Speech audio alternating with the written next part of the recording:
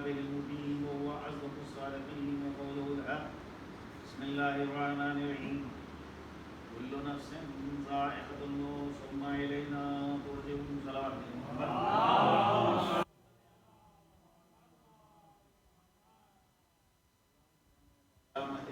حتمی قانون کا اعلان کرتا ہے کہ ہر زیرو موت کا مزہ چکے. کوئی ایسا نہیں ہے کہ جو اس سے مستثنا ہے. معمولاً آیہ کریمہ جب پڑھی جاتی ہے تو اس سے یہ ذہن میں آتا ہے کہ شاید آیہ کریمہ سے مراد انسان ہے، بلکہ آپ دائرے کو اور وسیع کر دیجئے. بھائی انسان کے علاوہ زندگی اور حیات کس کے اندر پائی جاتی ہے؟ جانوروں کے اندر بھی تو پائی جاتی ہے زندگی اور حیات. وہ بھی جو ہے وہ نفس سے کا مصداق قرار پائیں گے. اس کے بعد آ گئی پیڑوں پودوں کے اندر کہ ان کے اندر حیات پائی جاتی ہے کہ نہیں پائی جاتی. تو دیکھیے تو ان کے اندر بھی زندگی پائی جاتی ہے. کہ اگر درخت زندہ ہے تو آثار حیات نمایاں ہوں گے، اور اگر درخت مردہ ہو چکا ہے تو بھی آثار حیات نمایاں ہو گئے. اور دائرے کو وسیع کیجیے. زمین، پتھر، یہ کیا زندہ ہے یا مردہ ہے؟ اس میں آثار حیات پائے جاتے ہیں کہ نہیں پائے جاتے؟ ہاں، ایک زمین ہے جو زندہ ہے. جو زندہ زمین ہے وہ کاشت کے لائق ہے. لیکن وہی زمین اگر ایک مردہ زمین، تو معلوم ہے کوئی بھی بیج اگر آپ نے زمین کے حوالے کیا وہ بھی ضائع ہو جائے گا. اس کا کوئی ثمرہ نہیں ملے گا، اس کا کوئی فائدہ دستیاب نہیں ہوگا. اگر زندہ زمین ہے تو ایک بیج اگر آپ حوالے کرتے ہیں تو اس کا نتیجہ پھر آپ دیکھتے ہیں ایک کے مقابلے میں 70 دانے آپ کو حاصل ہو رہے ہیں. تو موت ہر جاندار کے اوپر، اگر ترجمہ یوں کیا جائے، ہر جاندار کے اوپر تاری ہے. اور ایک چیز سمجھ لیجیے کہ موت ایک کیفیت کا نام ہے، اور اس کیفیت سے کوئی نہیں بچ سکتا. آپ سوچیے کہ خود موت فنا کا نام نہیں. ہمارے پاس 3 چیزیں. ایک چیز ہے ذائقہ، ایک چیز ہے مذوق جس کو یعنی چکھا جاتا ہے، اور ایک ہے چکھنے والا. دوسرے کیا ہے؟ یہ ذائق. آپ کے سامنے چائے لا کے رکھی جائے، یہ چائے کیا ہے؟ مذوق ہے. آپ کیا ہیں؟ ذائق ہے. ذائق اور مذوق کے درمیان جو نسبت حاصل ہوتی ہے اس کو کہتے ہیں ذائقہ. سبحان اللہ. جو کام انجام دار ہے. اب آپ بتائیے کہ آپ نے چائے کو چکھا، آپ ختم ہوئے، چائے ختم ہوئی، چائے ختم ہوئی. تو معلوم ہوا فنا کس کو ہو رہی ہے؟ مذوق کو ہو رہی ہے، ذائق کو نہیں ہو رہی. ہر نفس موت کا ذائقہ چکھے گا. اس کے معنی قطعاً یہ نہیں ہے کہ ذائقہ چکھنے والا جو ہے ختم ہو جائے گا. سبحان اللہ. جس طرح سے ایک بچہ جب ماں کے پیٹ میں ہوتا ہے تو وہ اس کے لیے پوری ایک دنیا ہے، ایک عالم ہے، مگر اس کی ایک حد معین ہے. 9 مہینے تک رہ سکتے ہیں آپ حد اکثر. اس سے زیادہ وہاں کے اوپر آپ زندگی نہیں گزار سکتے ہیں. آپ کہیں کہ نہیں یہ بڑا اچھا عالم ہے اور ہم جو ہے یہاں سے باہر نہیں آئیں گے، تو بھیجا خواہش. تو ماں کے پیٹ میں جو زندگی ہے یہ موجودہ دنیا میں جو زندگی ہے، دونوں زندگیوں کا آپ مقابلہ کیجیے، تقابل کیجیے، کون سی بہتر ہے؟ وہ والی، یہ والی؟ وہ زندگی محدود زندگی، اس زندگی کو حاصل کرنے کے لیے ولادت کے مرحلے سے گزرنا ہے۔ سبحان اللہ۔ جب تک آپ ولادت کے مرحلے سے نہیں گزریں گے اس زندگی کو آپ نہیں حاصل کر سکتے۔ اسی طرح سے اس دنیا کے بعد جو دنیا ہے جس کو عالم برزخ اور عالم مثال کہا جاتا ہے، وہاں پہ اس سے بہتر زندگی ہے۔ سبحان اس اللہ۔ زندگی تک پہنچنے کے لیے موت کے مرحلے سے گزرنا ہے۔ سبحان اللہ۔ صلوات بھیجیں وہاں۔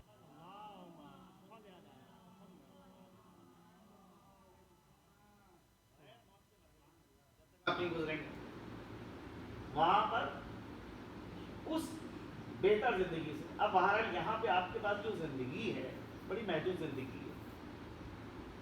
جسم آپ کا جو ہے وہ ایک قید خانہ ہے اور روح اس جسم کے اندر ہے۔ تو روح جو ہے اس قید خانے کی پابند ہے، کیونکہ روح ہے مجرد، جسم ہے مادی۔ جب آپ یہاں پہ بیٹھے تو وہاں پہ نہیں ہوں گے، جب وہاں پہ ہوں گے تو یہاں پہ نہیں ہوں گے، جب آپ سب ادھر دیکھ سکتے، جب پیچھے دیکھ رہے ہیں تو ادھر نہیں دیکھ سکتے۔ یہ ہے محدودیت جسم کی۔ تو اس روح جو ہے اسی محدودیت کی پابند ہے۔ لیکن جب موت کے مرحلے سے انسان گزر جاتا ہے تو اس کے اندر لامحدودیت پھر پیدا ہو جاتی ہے۔ پھر ضروری نہیں ہے کہ آپ یہاں پہ ہو، نہیں، اس کمرے میں ہر جگہ آپ ہیں۔ ضروری نہیں ہے کہ پھر آپ آگے دیکھیں تو پیچھے نہ دیکھیں، نہیں، اب وہ جسم نہیں ہے، اب دیکھنے کے لیے آنکھوں کی ضرورت سبحان اللہ۔ جب روح بغیر آنکھوں کے دیکھے۔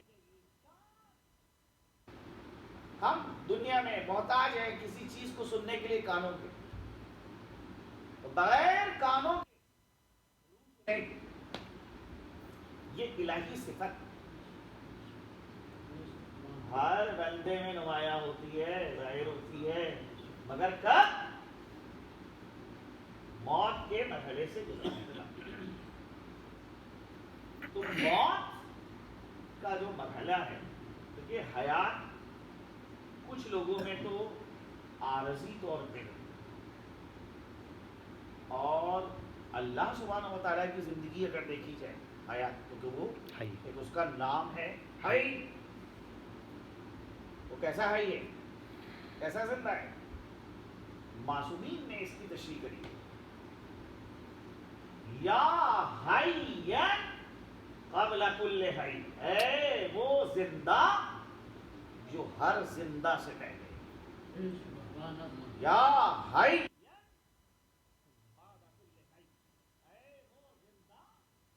جو ہر زندے کے بعد، یا حی الذی لیس کمثلہ حی، اے وہ زندہ جس کے مثل کوئی زندہ نہیں۔ یا حی لا یحتاج الی حی، اے وہ زندہ جو کسی زندے کا محتاج نہیں۔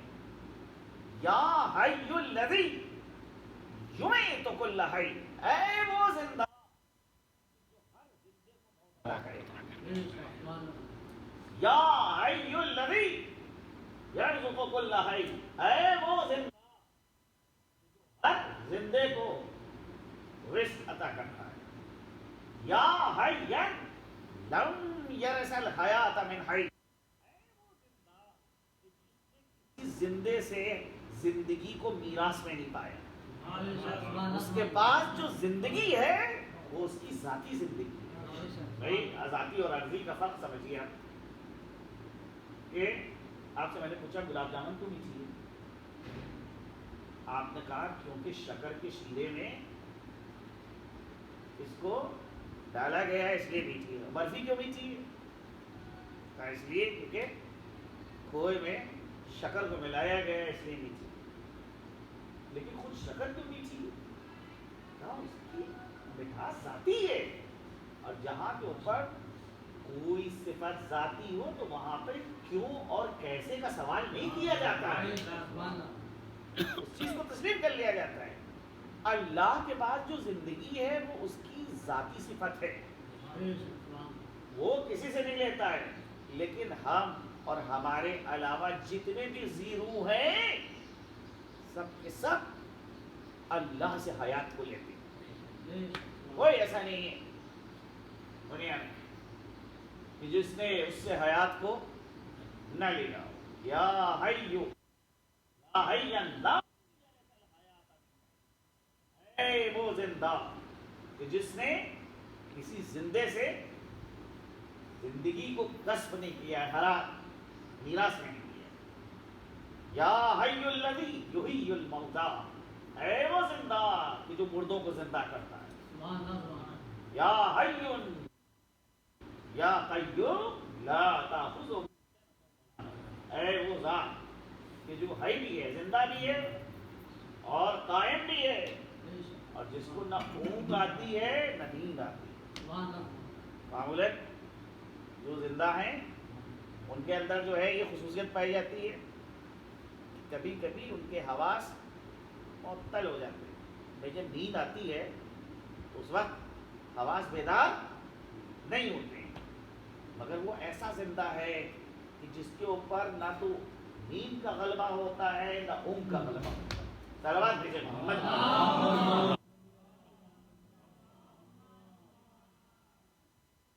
تو یہ زندگی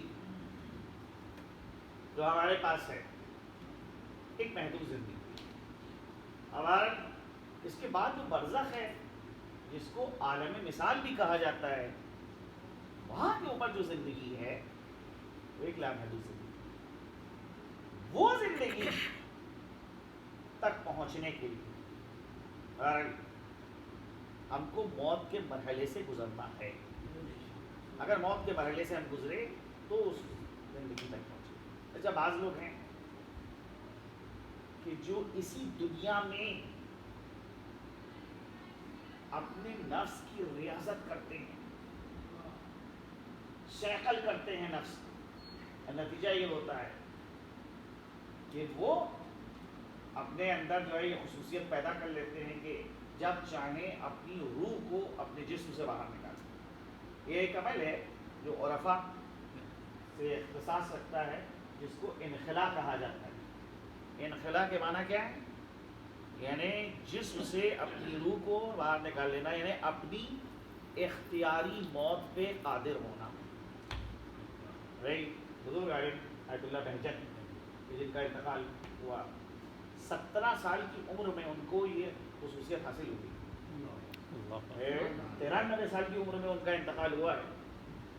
اب آپ سوچئے کہ جو 17 سال کی عمر میں معنوی اعتبار سے اس درجے پہ فائز ہو چکا ہے کہ اپنی اختیاری موت پہ قادر ہے، 93 سال کی عمر میں وہ معنوی اعتبار سے کہاں کو پر ہوگا، کس منزل کو پر ہوگا؟ نفس کی ریاضت، کیونکہ نفس کے اوپر آلودگی آ گئی، زن چھا جاتا ہے، جیسے قرآن میں کلا بل ران علی قلوبہم مما یکسبون، دلوں کے اوپر زنگ آ جاتا ہے، اور یہ زنگ کس بنا پہ آتا ہے؟ اس زنگ کو کیسے چھوڑایا جائے؟ شیکل دی جائے تو جناب کس طرح سے؟ بھائی بہرحال کبھی کبھی دھبے جو ہے ہلکے پھلکے ہوتے تو سادے پانی سے آپ دھو لیجیے، اور کبھی دھبا جو ہے وہ ذرا گہرا ہے تو صابن لگائیے تب صاف ہوگا، اور کبھی جو ہے اور زیادہ گہرا دھبا ہے تو معلوم ہوا کہ کیمیکل چھڑکیے تب وہ ہے دھبا ٹوٹتا ہے۔ اور کبھی کبھی کوئی دھبا ایسا ہوتا ہے کہ جب تک کہ اصل کو نہ ختم کر لے دھبا نہیں ختم ہوگا۔ گناہوں کا بھی حال یہی ہے، کچھ ہلکے پھلکے گناہ ہوتے ہیں تو تھوڑی بہت توبہ کر لیتے ہیں، جو عورتوں والی توبہ ہوتی ہے، یا اللہ توبہ، ایسی توبہ، توبہ شکنی پھر کرنی نہیں۔ بہرحال توبہ کے معنی یہ ہے کہ انسان جس گناہ کو اس نے کیا ہے ارادہ کرے کہ آئندہ اب کبھی وہ گناہ نہیں کرے گا، اس سے وہ گناہ صادر نہیں ہوتا، تب ہے توبہ۔ ورنہ در حقیقت اس طرح سے استغفر اللہ کہنا اور جو ہے وہ رخسار کے اوپر چاہے جتنے تماچے مارے جائیں وہ توبہ نہیں ہے۔ جتنا چاہے انسان اپنے کو پیچھے جو چاہے کرے، سر کو پٹکے، مگر یہ توبہ نہیں شمار کی جائے گی۔ توبہ کیا ہے؟ جو غلط کام کیا ہے ارادہ کرو کہ اب وہ غلط کام تم سے نہیں ہوگا، وہ صادق نہیں ہوگا، اور جو کر چکے ہو اس پہ شرمندگی کیجیے، یہ کیوں مجھ سے یہ کام ہے، مجھ کو یہ غلط کام نہیں کرنا۔ نفس کی صحت بہت زیادہ ہے، ضروری۔ کبھی کبھی آپ دیکھیے، غور کیجیے کہ بہت سے دیندار لوگ جو ہیں جب وہ بے دینی والے کام کرنے لگتے ہیں، کیونکہ معاشرے میں اگر آپ تلاش کیجیے گا تو معاشرے میں آپ کو دیندار کو پوری طرح سے ملے بہت مشکل ہو۔ مومن کا عنوان کسی کو وہ پوری طرح سے صادق ہو بہت ہی مشکل۔ معلوم ہم نے اپنے ذوق کے مطابق جو دین کی چیزیں اچھی لگ رہی ہیں ان کے اوپر عمل کرنا شروع کر دیا، اور جو چیزیں ہمارے لیے ناگوار ہیں ہم اس کو بھائی قرآن پڑھانا یقیناً دین ہے، مسائل شریعہ کا بیان کرنا دین ہے، ٹھیک ہے، استخارے دیکھنا چلیے بھی مشکل حل کر رہے ہیں، یہ بھی ایک دین ہے، لیکن تنہا یہ سارا کا سارا تو دین نہیں ہے۔ دین تو اور بھی مرحلے میں، کہ بھائی مثال کے طور پر بیجا کسی کا تجسس کرنا، کسی کی کھوج کرنا، کسی کی ذاتی زندگی کو کھنگالنا، تلاش کرنا کہ کیا وہ کرتا ہے، یہ دین کے موافق ہے یا مخالف ہے۔ کسی کے پیچھے اپنے جاسوسوں کو لگانا کہ جاؤ ذرا جا کے اس کی جاسوسی کرو، اس کی ذاتی زندگی کیا ہے، خلوت و جلوت میں کیا کرتا ہے، بھائی دین تو اس بات کی اجازت نہیں دیتا ہے۔ تاریخ کے اندر واقعات ہیں ایسے، ایک شخصیت جو تاریخ اسلام میں بڑی شہرت رکھتی ہے، ایک مرتبہ رات کے وقت ایک دودھ والے کے گھر میں باہر سے جھانکنا شروع کیا، بیاتی میں وقت تھے اور جھانک رہے تھے تو اس کو پکڑا کہ وہ دودھ کے اندر پانی ملا، آئے دشمن خدا، میری حکومت میں یہ غلط کام کہ تو دودھ میں پانی میں کی آمیزش کر رہا ہے۔ اس نے کہا یقیناً میں غلط کام کر رہا ہوں، مجھے قبول ہے کہ میں لوگوں کے ساتھ فراڈ کر رہا ہوں، فریب کر رہا ہوں، لیکن مجھ سے بڑا غلط کام آپ کر رہے ہیں کہ دوسرے کے گھر میں اس طرح سے جھانکنے رکھ کے وقت۔ دیکھیے یہ چیز ہے، یہ تاریخ کا ایک واقعہ ہے، یہ ہمارے لیے درس ہے کہ دوسرے کی کھوج کرنا یہ دین کے خلاف ہے یا دین کے موافق ہے، کسی کی ذاتی زندگی کو کھنگالنا یہ دین کے موافق ہے یا دین کے مخالف ہے، کسی سے جھوٹا وعدہ کرنا جس وعدے کے سلسلے میں ہم کو یقین ہے کہ ہم یہ کام نہیں کر سکتے، مگر ہم نہیں کہہ سکتے صاف صاف کہ ہم آپ کا کام نہیں کر سکتے، جھوٹی امید دلانا تاکہ میری شخصیت خرد نہ ہو، میری شخصیت چھوٹی نہ ہو، تو جھوٹا وعدہ کرنا یہ کیا ہے، دین کے موافق ہے یا دین کے خلاف ہے؟ میں نے آپ کو ایک راز بتایا، یہ راز جو ہے میں آپ کو بتا رہا ہوں، مگر خبردار اس راز کو آپ کسی سے شیئر نہ کیجیے گا، کسی کو بتائیے گا۔ اب وہ راز آپ کے پاس بطور امانت ہے، اس امانت کو میں خیانت نہیں کی جا سکتی. اگر آپ نے کسی بھی انسان سے اس راز کو نقل کیا تو آپ نے اپنے دینی بھائی کے ساتھ خیانت کری. امانت کے حوالے سے ایک حدیث سماعت فرمائی. حضرت امام زین العابدین علیہ السلام سے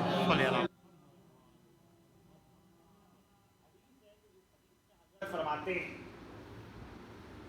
کہ اگر میرے باپ کا قاتل شمر بن ذیلجوشن اس تلوار کو میرے پاس بطور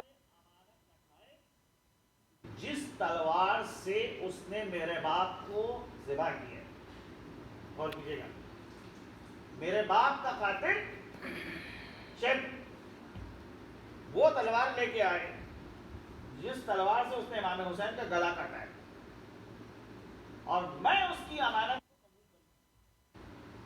خدا کی قسم میں اس کی امانت کو واپس کروں گا. یہ مادی امانت کا مسئلہ ہے، اور اگر جو ہے راز ہے تو وہ بھی ایک امانت ہے. آپ نے کسی سے وعدہ کیا ہے تو وعدہ بھی جو ہے ایک طرح سے ایک امانت ہے. اس وعدے کی ادائیگی ہوگی. انسان موت سے کیوں گھبراتا ہے؟ سوال. سورہ جمعہ میں اس کی تشریح کی گئی کہ اے یہودیوں، اگر تم اپنے کو اولیاء خدا سمجھتے ہو، یا ایھا الذین ھادوا ان زعمتم انکم اولیاء للہ من دون الناس، اے گروہ یہود، اگر تم یہ گمان کرتے ہو کہ تم ہو اللہ کے دوست، اللہ کے ولی، فتمنوا الموت، تو پھر تم موت کی تمنا کرو. قرآن کہتا ہے بھلا یتمنونہ، ہرگز یہ موت کی تمنا نہیں کریں گے. کیوں؟ بما قدمت ایدیہم، کیونکہ جو اپنے پہلے اعمال روانہ کر چکے ہیں، یہ اعمال خوف پیدا کر رہے ہیں کہ وہاں پر سامنا کیسے کریں گے.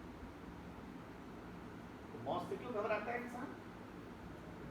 جب انسان اپنے نامہ اعمال کو خود جانتا ہے کہ سیاہ، وجدان کو دھوکہ دینا اور وہ جناب جو ہے وہ ضمیر کی آواز کو جھٹلانا یہ آسان ہے، لیکن خدا کے سامنے انسان جو ہے وہ کوئی اس کا حربہ کام نہیں کرے گا. خود انسان کے اعضاء و جوارح بارگاہ خداوندی میں گواہی دے گی کہ کیا کیا اس نے جو ہے انجام دیے، کیا کیا کام کیے. ایسا انسان موت کے لیے آمادہ ہے. جناب پیغمبر اسلام سے ایک حدیث ہے، فرماتے کہ جناب جبریل ان کے پاس آئے. جناب جبریل نے ان سے کہا یا محمد عشق معاشی، زندگی گزاریے، شاہد جیسی زندگی گزاریے، مگر یہ سمجھ کے زندگی گزاریے کہ ایک دن آپ کو موت آنا ہے. فإنک واحد معاشرے، جس چیز کو چاہیے پسند کی، فإنک مفارق، لیکن یہ یاد رہے کہ آپ کے درمیان اور اس کے درمیان فرقت اور جدائی پیدا ہو.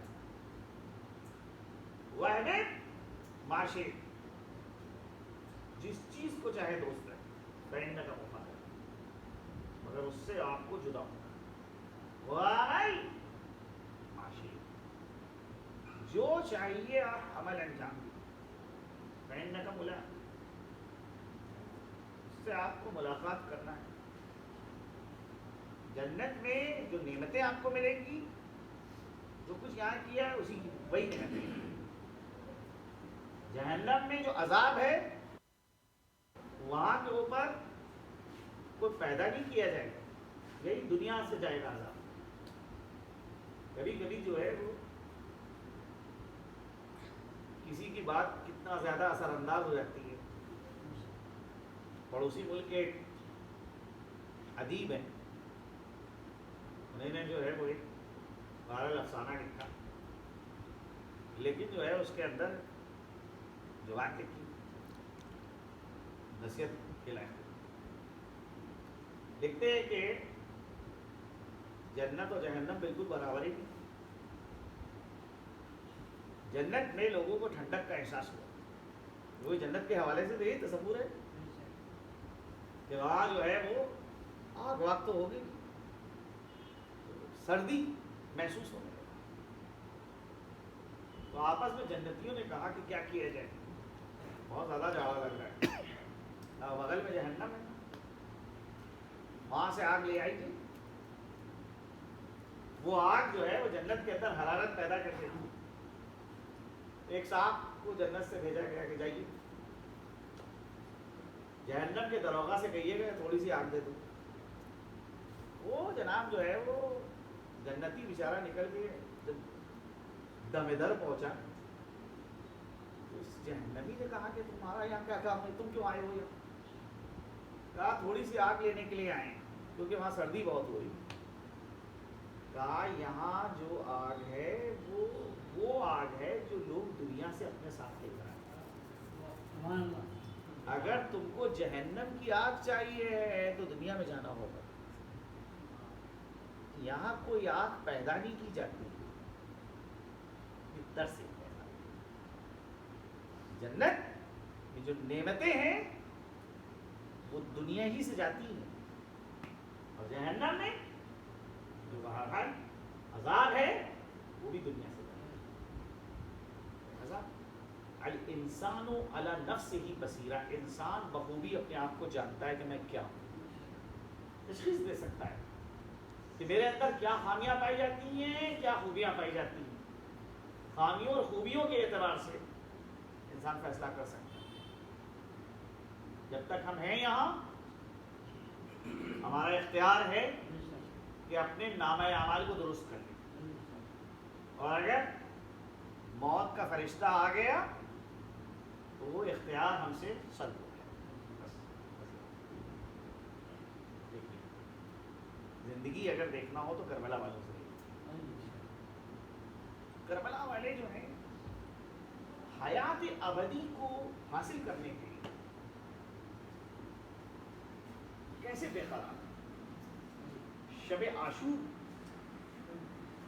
امام نے جب اپنے سارے اصحاب کا امتحان لیا اور اس امتحان میں امام کے اصحاب پورے اترے تو تاریخ کہتی ہے کہ فرزند رسول نے پھر 2 انگلیوں کو اٹھایا. اے حبیب ان 2 انگلیوں کے درمیان تم اپنے مقام کو دیکھو، تم جنت میں کس منزل کے اوپر پائے. اے مسلم ابن اوسجا آؤ جنت میں کس منزل کے اوپر پائے. اے زہیر خیم آؤ اور آ کر تم اپنی جنت میں مقام کو دیکھو. ایک ایک کو نام لے کے حضرت جو تھے منازل آخرت اور منازل جنت کو دکھا رہے. ایک گوشے سے ایک بچہ کھڑا ہوتا ہے، کہتا چچا محضر شہادت میں کیا میرا نام نہیں ہے؟ حسین نے سوال کیا یا ابن اخی کیف الموت عندک، اے میرے بھتیجے یہ تو بتاؤ کہ موت تمہارے نزدیک کیسی ہے. جواب میں بچے نے کہا اہلا من الاصل، میرے نزدیک موت شہد سے زیادہ شیریں. فرمایا میرے لال کل تم بھی شہید کیے جاؤ گے اور تمہارا بھائی علی اصغر بھی شہید کیا جائے گا. آپ اپنی شہادت کو سنا تو خوش ہوئے، لیکن علی اصغر کی شہادت کو سنا تو ذہن میں خیال آیا چچا میرا بھائی تو اس لائق نہیں ہے کہ مقتل میں جائے، کیا اشقیہ خیموں میں آ جائیں گے. تو میرے مولا نے کہا کہ نہیں، میں تمہارے بھائی کو ہاتھوں کے اوپر اٹھا کر سوالیات کروں گا، بچہ تیرے ستم کا نشانہ بنائے گا. میں کہوں گا مولا آپ قاسم کو کہ علی اصغر کو قتل کرنے کے لیے اشقیہ خیمے میں نہیں آئیں گے، لیکن آپ کی شہادت کے بعد وہ گھر ارے آج اسی گھر کی عزت و حرمت کو پامال کیا جا رہا ہے.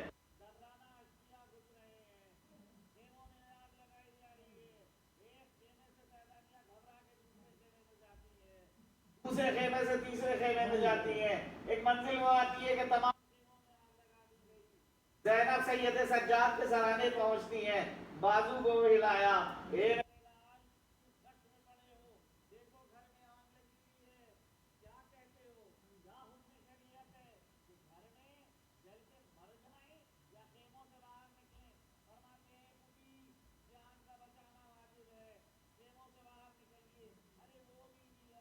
کہ جن کے سروں کو کبھی آفتاب نے نہیں دیکھا, وہ روزے روشن میں منہ پہ تماچے مارتی ہوئی, وا محمد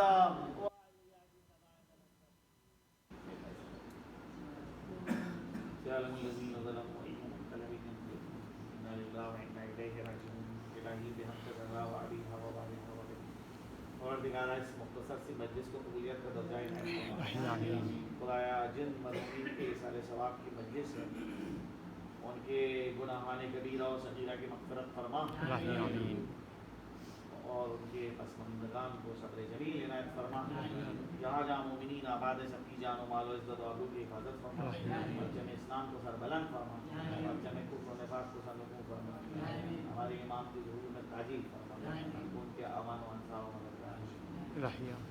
ایک بار سورہ ہم اور 3 بار سورہ توحید کی تلاوت فرما کر ان محرومین کی روح کو حریہ فرما کر جناب سید مہدی حسن ابن سید نجف حسین, مرحومہ امین ایمن بی بی بنت ڈاکٹر کاظم حسین, اور مرحوم سید وسیع حسن رضوی ابن سید بخشش حسین, مرحومہ رئیس فاطمہ بنت سید اشفاق,